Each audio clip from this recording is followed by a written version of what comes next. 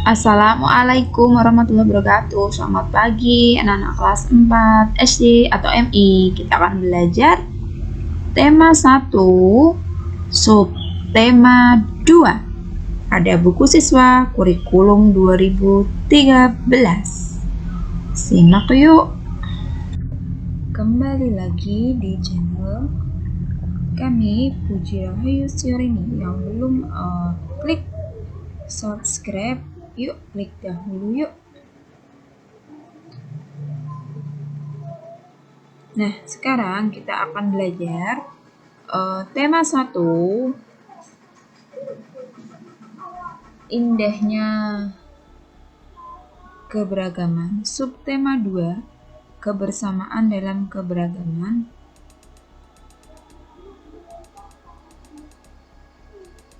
Pada anak-anak kelas 4 SD atau MI. Nah, sebelumnya kamu telah banyak belajar ya tentang indahnya keberagaman banyak budaya di Indonesia.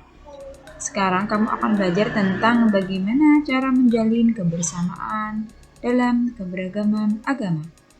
Nah, sekarang membaca yuk.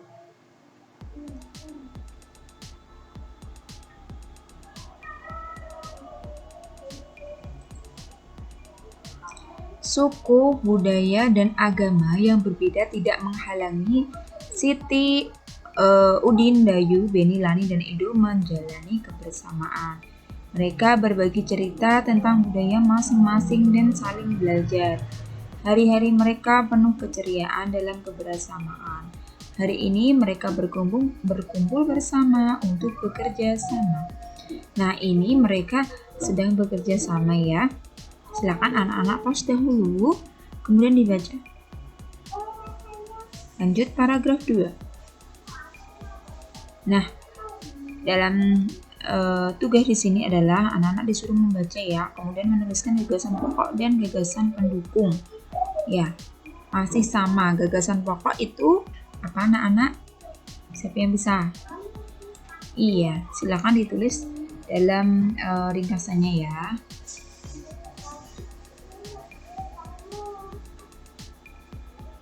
Gagasan pokok, nah ini itu adalah kalimat utama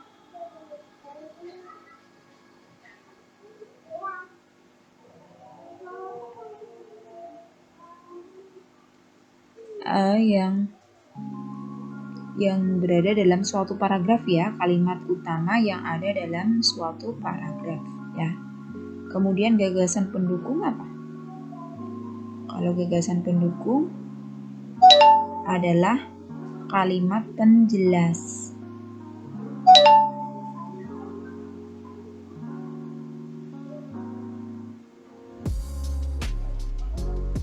Kalau kalimat utama itu dalam satu paragraf itu hanya ada satu kalimat utama. Selebihnya adalah kalimat penjelas. Ciri-ciri dari kalimat penjelas itu ada kata penghubungnya ya. Nah, kita coba lihat ke atas ya. Contoh yang ini, Edo dan kelima temannya mendapat tugas untuk melakukan percobaan tentang bunyi. Nah, ini kalimat utama ya. Kenapa? Karena tidak ada kata penghubung.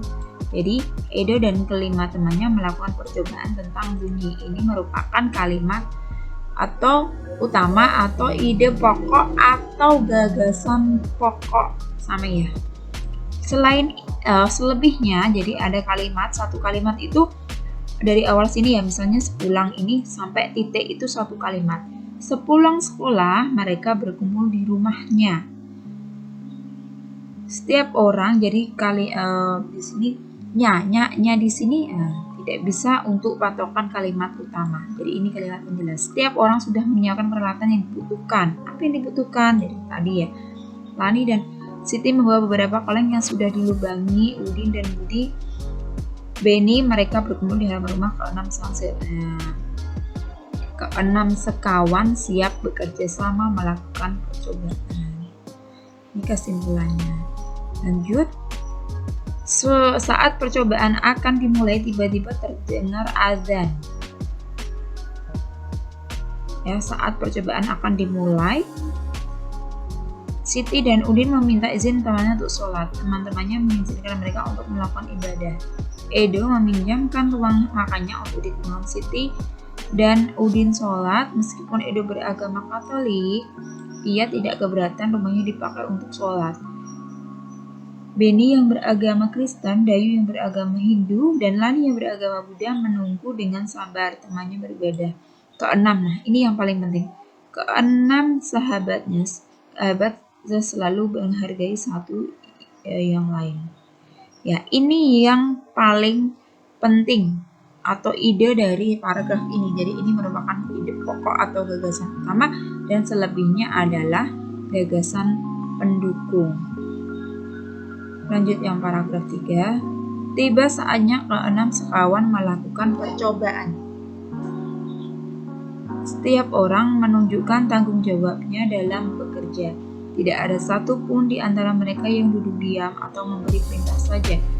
Semuanya ikut bagian dalam percobaan. Saat Dayu membutuhkan pertolongan memotong benang, Udin datang membawakan gunting. Saat Edo kesulitan menalikan benang di kaleng, Siti ikut membantu. Keenam sahabat bekerja sama dengan semangat. Nah ini yang juga jadi kalimat utama adalah mereka hidup rukun saling membantu meskipun berbeda agama. Ya, tidak ada kata penghubungnya, misalnya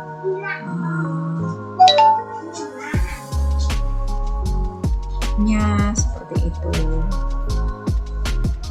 Nah, kalau di akhir, jadi kalimat utama yang ada di akhir namanya apa anak-anak? Namanya paragraf induktif. Nah, ini penting dicatat di buku. Induktif. Ini paragraf induktif adalah kalimat yang paragraf yang memiliki kalimat utama yang berada pada akhir paragraf. Sedangkan yang tadi yang ketika ada di awal paragraf namanya adalah, kalau misalnya di awal di sini ya, ini silakan ditulis ya, paragraf deduktif adalah paragraf yang memiliki kalimat utama atau gagasan pokok yang berada pada awal paragraf, silakan ditulis. Nah, ketika ada di awal dan di akhir ataupun di tengah namanya paragraf campuran. Lanjut ya, jelas ya. Anak-anak cukup menuliskan ringkasannya saja dari pembelajaran hari ini. Tadi sudah bisa ya, ini tidak usah ditulis, kita lanjut saja. Nah, sekarang kita mencoba apa ini? Ayo kita membuktikannya dengan melakukan percobaan. Nah, tujuan dari percobaan ini adalah anak bisa mengidentifikasi sumber dan tempat bunyi ya. Alat dan bahannya alat musik tradisional, misalnya angklung. Di rumah kalau nggak ada angklung pakai kendang, kalau nggak ada kendang juga pakai sendok atau piring ya. Duduklah di kursi dan tutup matamu. Nah, ini bisa ya bermain dengan orang tua di rumah karena kita sedang belajar daring.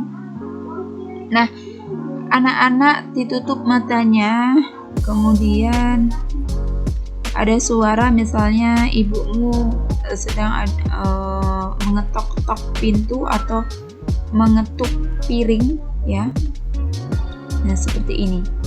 Nanti kemudian dicari suaranya dari mana. Begitu. Ini dengan orang tua tugasnya. Oke. Nah, ini tidak usah ditulis ya. Kita lanjut saja. Ternyata kita bisa menemukan bunyi tadi ya. Ini karena kita punya apa anak-anak? Iya, benar. Kita punya telinga. Telinga merupakan indera pendengar, ya. Dan kita wajib bersyukur kepada Tuhan Yang Maha Esa karena telah menciptakan bentuk tubuh yang paling sempurna. Salah satunya kita diberi indera pendengar. alat untuk mendengar adalah telinga. Dengan menggunakan indera ini kita bisa mendengar berbagai suara.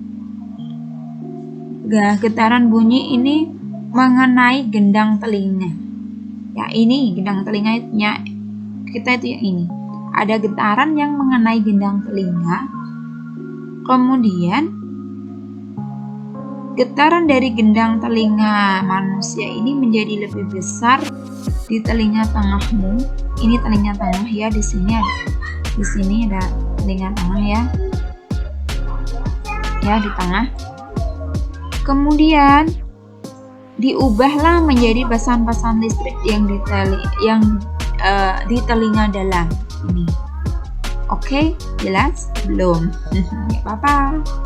Apakah kamu pernah mengalami gangguan indera pendengar? Ceritakan. Bisa bercerita dengan orang tua. Ya, mungkin anak-anak bisa pernah lah telinganya dimasukin semut, kemudian gatal atau sakit, bisa seperti itu. Nah, dengan indera pendengar kita dapat mendengar bunyi-bunyi yang berbeda. Ada suaranya guru beda, suaranya ibu, bapak, ada suaranya adik. Kemudian ada suara apa? Suara mesin, suara motor, mobil dan sebagainya. Nah, sekarang kita berdiskusi dulu yuk. Indonesia terdiri atas beragam agama. Ya, beragam ya karena banyak agama. Apa saja anak-anak? Pintar. Iya, agama Islam, Hindu, Buddha, Konghucu. Konghucu itu biasanya orang-orang Cina itu loh ya. Ada yang Kristen atau Nasrani. Banyak ya. Nah, perbedaan yang ada ini membutuhkan toleransi. Toleransi itu apa? Saling menghargai di antara pemeluknya. Jangan karena mereka berbeda kemudian kamu tidak mau berteman dengannya. Itu salah. Namanya bukan toleransi. Belajar dari cerita. Sekarang membaca dahulu bisa di pause. Pak Burhan selalu memulai kegiatan di kelas dengan berbagai cerita. Bukan Pak Burhan yang bercerita, tetapi anak-anak di kelas yang bergantian bercerita.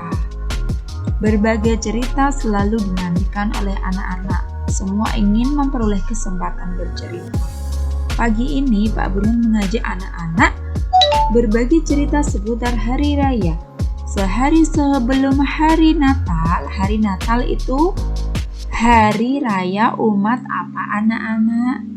Betul, hari raya umat pemeluk beragama Kristen. Pada tanggal berapa? Setiap tanggal 25 Desember mereka merayakan hari Natal. Nah, ini satu hari sebelumnya berarti 24 Desember. Aku dan keluarga berkumpul di rumah Opa. Di hari itu, Oma pasti memasak makanan yang jarang dimasaknya di hari lain. Papeda. Siapa yang pernah makan papeda? Enak ya. Papeda ini makanan spesial yang terhidang di malam Natal. Kami sekeluarga berkumpul hingga larut dan mengakhiri malam dengan berdoa. Nah, kalau di hari Natal pada tanggal 25 Desember kami sekeluarga pergi beribadah Natal di gereja. Gereja adalah tempat beribadah umat Kristen. Kalau Islam apa anak-anak? Iya, masjid. Wah, ternyata hampir sama seperti hari raya Idul Fitri ya, ujar Siti. Kalau hari raya Idul Fitri apa? Hari raya umat Islam. Kami pun di hari raya Idul Fitri selalu berkumpul dan saling memohon maaf dengan kerabat dan saudara setelah ibadah di mana? Di masjid. Iya ya, sama seperti Edo pada hari Natal saat Idul Fitri juga selalu ada makanan spesial, ketupat dan opor ayam. Udin menambahkan komentar Siti. Di Bali menjelang hari raya Galungan. Nah, Galungan. Kalau Galungan apa anak-anak? Nah, ini nanti wajib anak-anak ringkas ya. Galungan adalah hari raya umat Hindu. Ya, seluruh kampung selalu ramai dihiasi oleh janur yang tinggi. Pulang kembali menjelang Hari Raya Galungan agar bisa berkumpul dengan sanak saudara di sana. Sebelum merayakan, keluarga melakukan ibadah di mana? Di pura. Nah, di pura adalah tempat beribadahnya orang atau umat Hindu. Kalau tadi Kristen ada di gereja, Islam ada di masjid, Hindu ada di pura. Semua sudah bercerita, aku juga mau bercerita, Pak. Boleh ya, hari ini banyak yang berbagi cerita. Pak Burhan dan teman-teman sekelas tertawa. Tentu saja boleh lah nih, ayo sekarang giliranmu bercerita.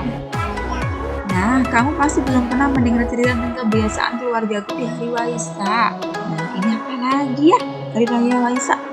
Ini untuk umat agama apa ya? Saya misal, sebenarnya sih tidak banyak berbeda. Ibu dan nenekku biasanya juga membuat masakan spesial yang menjelang Hari Raya Waisak. Saat ini nenekku yang paling tua, jadi semua keluarga akan datang ke rumahku untuk berkumpul pada Hari Waisak. Hari Waisak adalah hari raya umat apa? Buddha. Nah, orang yang punya agama Buddha, dia akan berkumpul pada hari raya Waisak ya. Nah, wihara rumah ibadah kami. Nah, berarti rumah ibadahnya apa? Rumah ibadahnya vihara. Kalau Islam masjid, Kristen gereja. Nah, apa ya? Berbagi cerita memang selalu menyenangkan. Kita bisa belajar dari banyak cerita, juga belajar dari teman yang berbeda. Apa perbedaan yang dimiliki oleh 6 sekawan menghalangi mereka untuk berteman? Apa tadi perbedaannya? Yuk kita tulis di sini yuk. Perbedaannya tadi berbeda. Perbedaannya adalah berbeda agama. Agamanya mereka berbeda-beda. Ada apa saja? Tadi ya ada Islam. Hari rayanya apa tadi? Idul Fitri.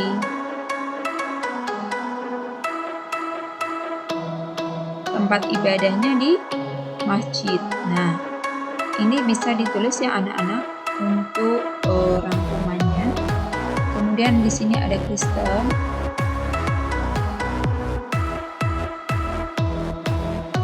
Di mana? Natal ya. Nah, kalau ini ya di mana? Di gereja. Benar ya? Lanjut, Hindu ada di sini ya.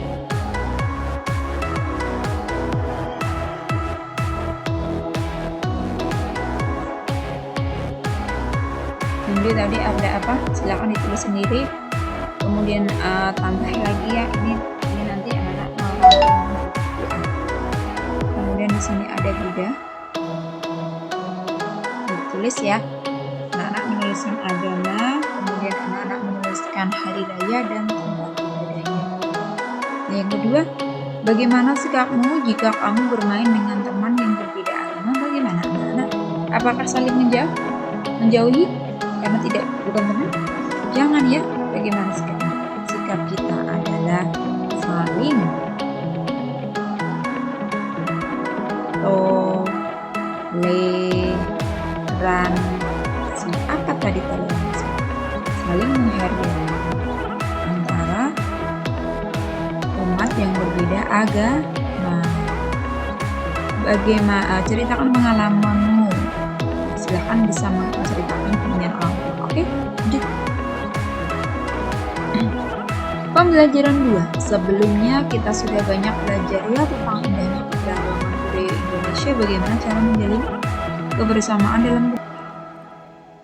Nah, di sini ada tong sampah gotong royong. Nah, ini bagaimana cara kita menjalin kebersamaan dalam keberagaman. Walaupun beragam, kita harus tetap bersama. Contohnya ini ada bacaan ya. Ada yang berbeda setelah senam pagi. Jadi setiap minggu Masyarakat melaksanakan senam pagi. Warga berkumpul dengan berbagai peralatan dan perlengkapan di lapangan kampung. Beberapa drum kosong, bilah-bilah bambu, karung plastik bekas, ember tersusun di pojok kiri lapangan. Di pojok lain terlihat tumpukan kaleng cat, kuas, wadah cat, dan berbagai peralatan lain. Apa yang akan dikerjakan oleh warga ini di hari ini? Nah, coba ini banyak ya peralatannya. Pagi hari Pak Made dan keluarganya harus melakukan ibadah pagi terlebih dahulu di pura. Nah, ini kayaknya kalimat utama ya. Ini kalimat utama. Kenapa? Karena nggak ada kata penghubungnya. Kata penghubungnya itu ya ini. Sementara itu, jadi ini nggak mungkin kan kalimat penjelas atau gagasan pendukung. Yang di bawahnya juga agar nantinya bisa dipakai kembali menjadi ada juga. Nah, ini kan kata penghubung. Kalau ada seperti ini bukan kalimat utama. Ini bukan kalimat utama. Jadi kalimat utamanya ada di awal. Tadi namanya apa? Yo, siapa yang bisa? Paragraf apa tadi? Kalau gagasan pokoknya ada di awal, namanya adalah paragraf deduktif. Kalimat utama yang berada di awal paragraf. Kalau setiap ganti paragraf dia menjorok seperti ini ya. Jangan lupa ini paragraf 1, ini pagi, ini paragraf 1, pagi hari paragraf 1, kira-kira paragraf 2 gitu ya. Lanjut. Kira-kira pukul 10 Pak Made, Dayu dan keluarganya sudah kembali dari kegiatan ibadah. Tong-tong sampah baru siap dihias. Ini mau menghias ya anak-anak. Pak Made, Ibu Made dan Dayu berkeliling membuat pola hiasan di tempat-tempat sampah baru. Lani turut membantu Dayu. Setelahnya warga bergotong royong mengecat memperindah hiasan tempat sampah. Sebelum matahari meninggi, sudah ada 12 tempat sampah baru yang dihasilkan. Mereka membuat apa anak-anak? Membuat tempat sampah dari bahan bekas. Nah, di sini berdasarkan teks yang kita baca tadi ya, isi grafik di sini. Kita harus berdiskusi, ini suruh ngapain ya? Nah, di sini ada keberagaman. Tadi keberagaman apa saja? Kemudian mereka bekerja sama. Dan manfaat kerjasama apa? Di sini tadi apa? Kita kembali ke atas ya. Yang beragam apa saja ya? Ya, yang beragam apa saja? Misalnya di sini ada keberagaman agama. Ya, dalam masyarakat kan tentunya nggak hanya satu agama ya. Islam, ada Kristen, ada yang lainnya. Kemudian dalam satu masyarakat yang beragam apa saja? Misalnya suku. Nah, ada nih yang dari Sumatera. Ya seperti di SD kita ya. Ada yang Guruzi dari sukunya kan berbeda kan? Dari Sumatera. Kemudian mungkin budayanya berbeda. Ya.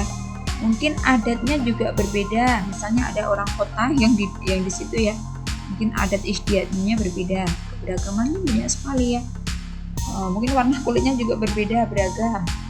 Nah, mereka melaksanakan kerjasama apa saja kerjasama itu? Ada misalnya pertama kotor ya, kerja bakti. Mereka melaksanakan kerja bakti. Kemudian kerjasama, gotong royong. Ya, bentuk-bentuk kerjasama itu ya, gotong royong. Kemudian manfaatnya apa? Manfaatnya yang pertama adalah apa? Ya pekerjaan cepat selesai.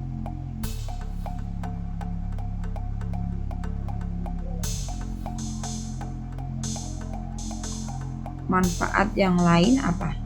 Manfaat yang lain adalah timbulnya apa? Timbulnya kerukunan, kedamaian, ketentraman, dan menjalin persatuan menjalin persatuan dan kesatuan. Kita tidak akan terpecah belah, begitu. Kesatuan dan kesatuan itu tujuan dari kerjasama.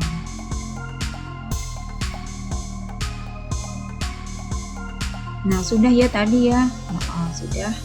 Kalau sudah, sekarang ini. Nah, ini kerjasama tadi ya adalah.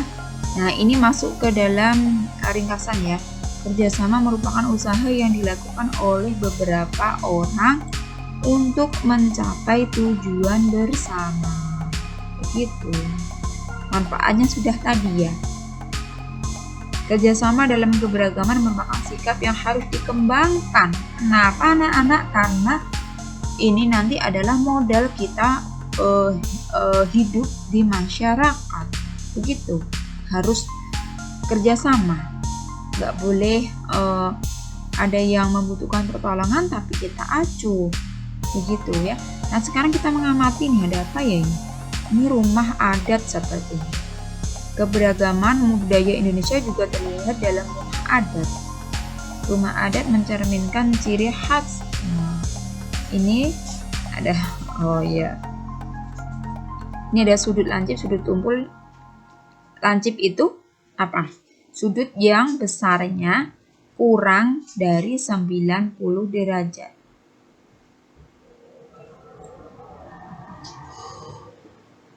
Gitu ya, sudut tumpul, sudut yang besarnya lebih dari 90 derajat. Nah, kita lanjut saja ya. Dan anak-anak bisa dilihat di sini. Jenis-jenis sudut ada 3. Siku-siku. Suatu sudut disebut siku-siku jika kakinya sudutnya tegak lurus. Ini tegak lurus ya anak-anak. Iya, tegak lurus. Ini itu besarannya 90 derajat, itu 0 kecil di atas ini namanya derajat ya. Kemudian yang sudut lancip berarti besarannya di bawah 90, gak boleh lebih dari 90 seperti ini ya. Ini contohnya. Misalnya kalau 10 derajat, iya sudut lancip. Kenapa? Karena kurang dari 90, jadi jangan hanya ini saja yang dulu. Sudut tumpul, sudut yang ukurannya lebih besar dari 90. Dari 90 kan segini ya, berarti sudut tumpul berarti ya lebih dari ini. Nah, ini contohnya. Nah, bisa dilihat, kita bisa membaca dengan busur ya. Satuan derajat, satuannya adalah derajat. Lanjut. Nah, ini kayaknya ada di semester 2 anak-anak, jadi kita lewati dulu saja ya. Nah, kalau matematika di kelas tinggi itu nanti berdiri sendiri, jadi kita cukup tahu saja. Nah, ini juga kita bisa lewatin saja. Kita lanjut ke ini. Apa ini? Kita lanjut ke gerakan tari Bungong Jumpa. Berasal dari mana? Siapa yang bisa? Berasal dari Aceh ya.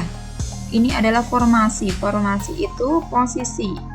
Posisi ini namanya horizontal, mendatar. Kalau ini adalah formasi sama pola lantai sama ya. Ini formasi bentuk V.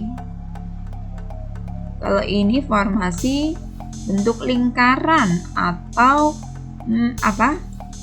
bulat. Kalau ini zigzag, zigzag ya.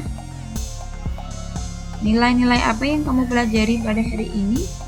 Apa sayang? Iya, tadi ada nilai gotong royong. Ya, nilai kebersamaan.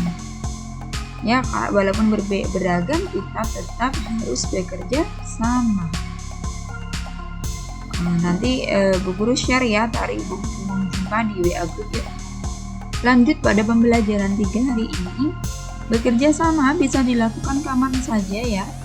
Saat kita bermain pun kita bisa bekerja sama. Tahukah kamu bahwa kita dapat belajar bekerja sama dari permainan tradisional? Yuk kita pelajari bersama. Ini contohnya. Ini permainan dari Sumatera Barat. Namanya baklia. Nah, kalau kaki kanannya maju yang kanan, mereka harus kanan semua. Kalau kiri semua. Kalau nggak kompak, bagaimana kira-kira? Bagaimana anak-anak? Ya jatuhlah. Jadi permainan juga harus kompak, harus saling bekerja sama begitu. Hari ini kamu akan mencoba permainan tradisional. Punya nggak? Bisa nih dibuat sendiri anak di rumah dengan ayahnya di rumah. Oke? Nah, kita lanjut aja ya. Bagaimana pengaruh gerak? Kita lanjut saja karena kita tidak praktek. Dalam kelompok terdiri dari berbagai anggota yang memiliki kemampuan beragam. Namun hal tersebutnya, ini kesimpulan dari permainan bakiak tadi loh. Namun hal tersebut tidak menghalangi kita untuk tetap bekerja sama. Misalnya ada yang mengomando yang di depan bisa bilang kanan kiri seperti itu. Jadi nanti akan kompak. Saling menghargai perbedaan dalam bekerja sama akan membantu tim untuk mencapai suatu tujuan. Nah, ini ada kembali lagi ke Indra. Pendengar, saat bermain bakiak, kamu tentu harus mendengarkan peluit atau aba-aba temanmu tadi loh, ya, yang guru bilang kanan kiri. Caranya bagaimana? Mendengar dengan telinga. Bagian-bagian telinganya apa saja tadi ada dibagi 3 ya. Bagian telinga ada bagian luar, telinga luar. Ini pun harus digambar. Nah, ini tugasnya nanti anak-anak. Ini telinga luar apa saja, telinga tengah apa saja fungsinya juga. Kemudian ini telinga dalam apa saja, fungsinya juga apa saja. Cara merawat telinga bagaimana anak-anak? Jadi kalau mandi itu bisa dibersihkan ya telinga luarnya dengan sabun seperti itu. Kemudian setelah mandi anak-anak bisa bagaimana? Dengan cotton bud ya, tapi jangan terlalu masuk gitu ya. Cara kerja tadi sudah saya jelaskan juga cara kerja mengapa kita bisa mendengar. Jadi pertama ada getaran, udara itu bergetar karena ada bunyi. Kemudian ditangkap oleh gendang telinga, dilanjutkan kepada telinga tengah. Telinga tengah dilanjutkan kepada telinga dalam dan diteruskan oleh saraf ke otak. Oleh karena itu kita bisa mendengar. Fungsi telinga apa saja dicari di sini. Oke, ini tugas. Jadi kalau ada seperti ini, contohnya seperti ini tugas. Fungsi kesimpulan, jadi telinga sangat penting bagi kita. Dengan telinga kita dapat mendengar bunyi. Kamu sudah melakukan percobaan tentang sumber bunyi tadi ya. Ada yang tutup matanya ya dengan bapak atau ibu di rumah ya. Nah, oleh sebab itu rawatlah telingamu dengan baik agar bisa berfungsi juga dengan baik. Nah, sekarang kamu akan melakukan percobaan apa lagi ini tentang sumber bunyi. Sumber bunyi ini sudah ada pengertiannya, saya masih ingat ini materi ada di tema 1 ini di videonya sebelumnya ada sumber bunyi ya. Nah, sekarang anak-anak melaksanakan permainan apa ini ya? Ambil berbagai macam benda kamu dan beberapa temanmu bersembunyi di tempat berbeda sambil memegang benda. Bunyikan benda secara bergantian. Minta temanmu menebak siapa yang pemegang benda, tebak sumber bunyi. Nah, ini harus sama-sama. Kalau pandemi seperti ini nggak bisa ya. Nggak bisa. Kita lanjut saja ya. Kita lanjut aja. Ini untuk ketika tatap muka saja. Ini juga anak sudah pintar. Lanjut saja sudah bisa ya.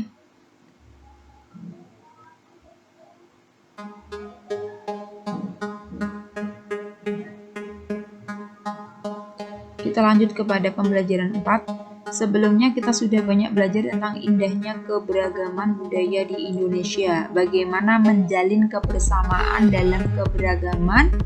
Mari kita gali lebih lanjut. Ya. Perbedaan bukanlah penghalang. Ini adalah judul. Sekarang anak-anak baca sebentar. Tidak seperti biasa, hari Minggu ini sekolah terlihat ramai. Ini ada kata penghubung, tidak seperti biasa. Ini berarti tidak gagasan pokok. Hari Senin akan diadakan lomba menyambut hari kemerdekaan. Bapak kepala sekolah berpesan, tiap kelas harus terlihat unik.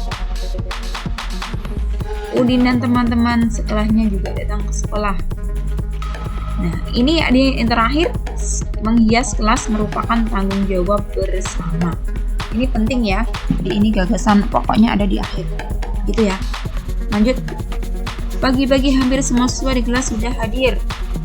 Lanjut dibaca semua anak-anak ya, perbedaan waktu dan cara beribadah tidak menghalangi niat kerja sama. Maka ini juga di akhir. Siang hari sekolah semakin ramai. Ini baca sendiri ya. Nah, lanjut.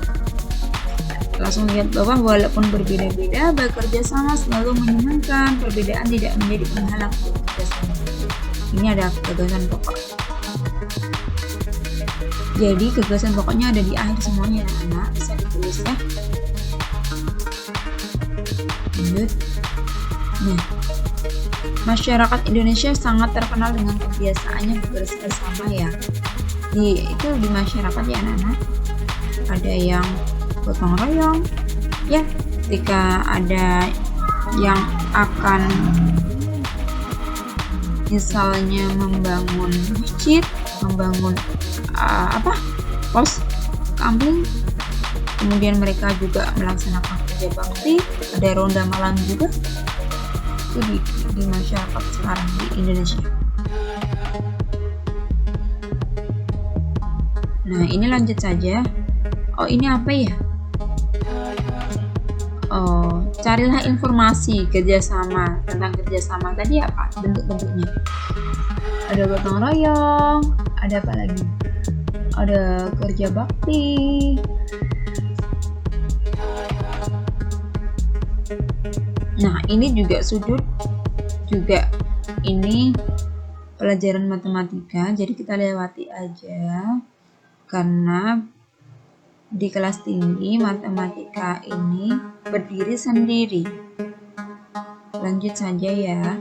Kita lanjut ke pembelajaran 5. Sebelumnya kamu telah belajar teknik menari Bungong Jumpa. Nanti saya share ya, jangan khawatir. Tari Bungong Jumpa dapat ditampilkan dalam formasi duduk atau berdiri. Ayo menari dalam formasi duduk.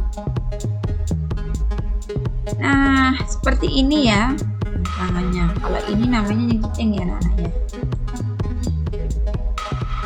Apakah kamu masih ingat gerakan tari Bungong Jumpa? Ya. Perhatikan peragaan dari guru terlebih dahulu ya. Salah satu menghargai keberagaman budaya adalah mempelajari, kemudian melestarikannya. Salah satu contoh kita nanti menari tari Bungong Jumpa. Nah, ini juga masih sama, ada sudut. Ini dalam ini ada di MTK. Kita lanjut saja. Perbedaan itu indah ya. Jadi jangan sampai perbedaan itu adalah musuh, bukan, tapi indah. Perbedaan itu anugerah yang diciptakan oleh Allah ya. Kita harus mensyukuri dengan menunjukkan sikap saling menghargai atau toleransi. Jangan sampai ada yang bertengkar karena berbeda, gitu ya. Apakah kamu pernah mengikuti atau melihat perayaan hari besar agama di sekitar tempat tinggalmu? Baru saja Bu, kemarin ada hari raya Idul Adha. Kalian pada ikut? Iya, ikut. Di sini disuruh gambar. Berarti anak-anak nanti ada tugasnya. Ini dikerjakan ya. Saya mau ini dikerjakan. Anak-anak nanti menggambar kamu yang dulu pernah ngirim di WA group. Contohnya kamu baru bakar sate, yang digambar di sini pakai pewarnaan gradasi yang pencampuran pewarna. Sekarang saatnya kamu menceritakan secara tertulis. Kamu menceritakan tentang hari raya Idul Adha di sini. kamu ini dikerjakan baik. Kamu di situ ngapain saja dari bangun tidur sampai kegiatan yang kamu lakukan. Oke, lanjut. Dikerjakan yang dicentang. Oke.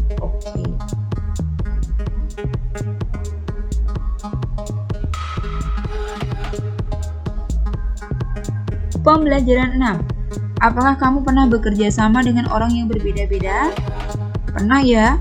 Berbeda-beda tidak tentu harus berbeda agama, berbeda suku, tapi berbeda-beda di sini mungkin berbeda warna kulit bisa, berbeda bentuk rambut bisa, berbeda usia bisa. Sikap apa yang perlu kamu tunjukkan ketika bekerja sama? Bagaimana? Saling menghargai, rendah hati, jangan sombong, gitu ya.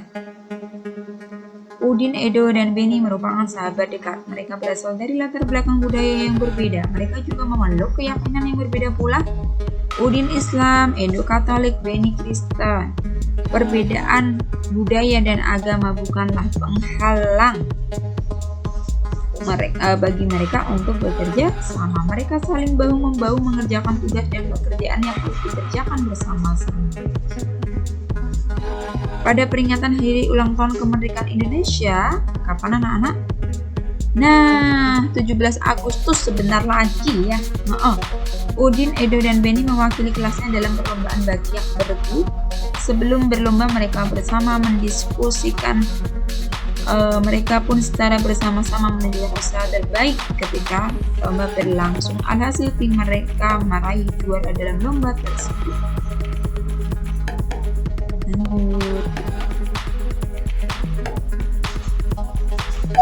Nggak usah main bakiak, tapi anak-anak bisa loh main bakiak sendiri. Nah itu juga pelajaran lah ya.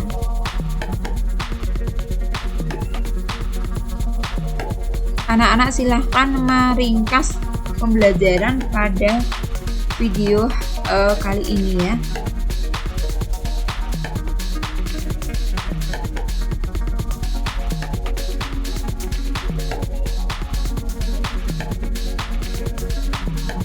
Nah, subtema 2 sudah selesai. Tadi yang ada tugas yang centang seperti ini berarti anak-anak kerjakan.